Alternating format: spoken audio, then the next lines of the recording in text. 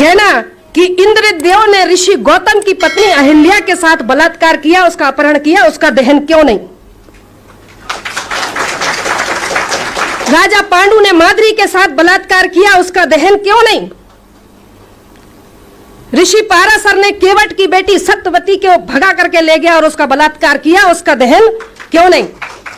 बृहस्पति की पत्नी तारा का हरण वन मंत्री चंद्र ने किया। ये मैं नहीं कह रही हूं, उनके धर्मशास्त्र कह रहे जो उनके बाप दादों ने लिखे।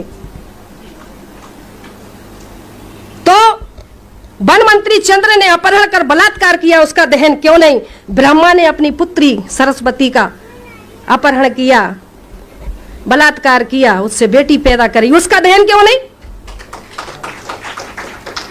राजा नरक की रानियों के साथ कृष्ण ने जबरदस्ती विवाह किया, उसका भी तो दहन होना चाहिए ना। कृष्ण ने स्वयं की बहन सुभद्रा का अपहरण किया, उसका भी दहन होना चाहिए। कृष्ण, अब आप सोचते होंगे कृष्ण और राधा का संबंध क्या है? राधा कृष्ण की मामी है, उनके धर्म के अनुसार अगर कोई भांजा मामी के साथ रंग रलियां मनाएगा तो क्या कोई छोड़ेगा? उसका भी दहन होना चाहिए।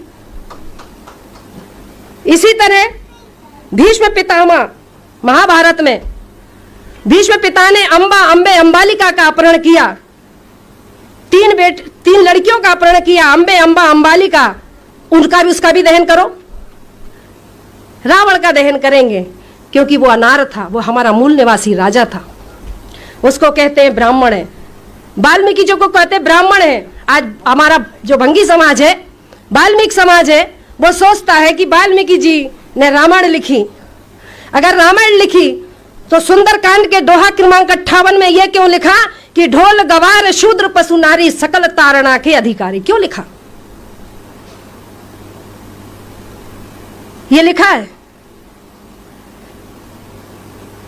ब्राह्मण जितने भी हमारे देश में आक्रांता आए, सबने भाषा के नाम पर बेवकूफ बनाया। आर्यों ने संस्कृत के नाम पर, आर आए, हुण आए, शक आए, फ्रांसीसी आए, मुगल आए, अंग्रेज आए, सब तो हमें बेवकूफ बनाएगा क्योंकि ये देश सोने की चिड़िया था। इसमें दूध की नदियां बहती थीं। इस देश को लूटने वाले यही है।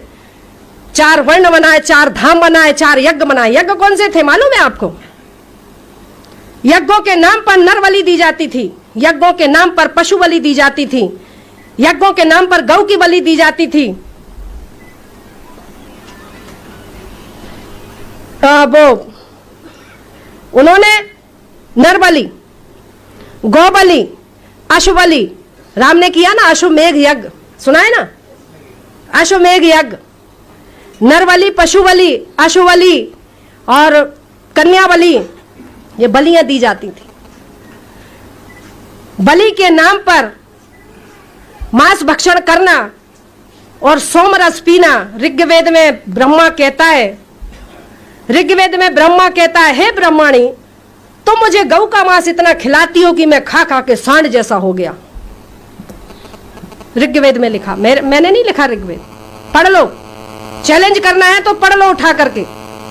धर्मशास्त्रों को आस्था के नाम पर मत पढ़ो, परखने के नाम पर पढ़ो। अगर वाकई में समाज के शुभ चिंतक हो तो वैज्ञानिक तौर पर उसको समझना सीखो। हनुमान ने सूरज निगल लिया, 54 पे तो यहाँ आदमी मरने लगते हैं। 2.5 करोड़ डिग्री सेल्सियस उसका तापमान है, कैसे निकल लिया? सूर्य का जो व्यास है पृथ्वी से 13 लाख गुना बड़ा है, कैसे निकल लिया?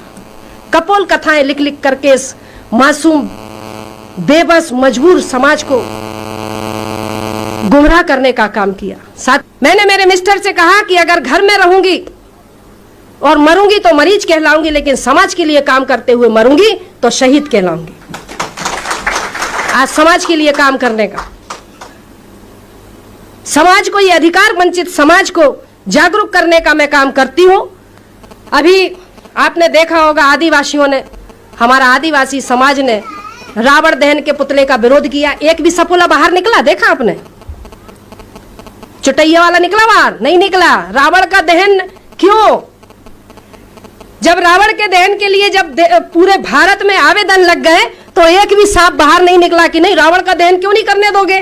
क्योंकि वो जानते हैं कि अगर रावण के दहन पर अगर हमने प्रतिबंध लगा, मतलब उसको खोलने की बात करी तो मैं भी कमजोर नहीं हूं। मेरा सवाल पहले से ही मैंने तैयार करके रखे। मैंने सभी संगठनों को लिख करके दे दिया कि अगर आपके ऊपर कोई डबल FIR करता है कि रावण के दहन होना चाहिए, तो मैंने कहा सबसे पहले उससे पूछना कि अगर रावण का दहन एक स्त्री के हरण के लिए किया जाता है तो सबसे पहला अदालत में जजों के सामने, हाई कोर्ट का जज हो या सुप्रीम कोर्ट का जज हो, कहना कि इंद्रदेव ने ऋषि गौतम की पत्नी अहिल्या के साथ बलात्कार किया, उसका अपहरण किया, उसका दहन क्यों नहीं?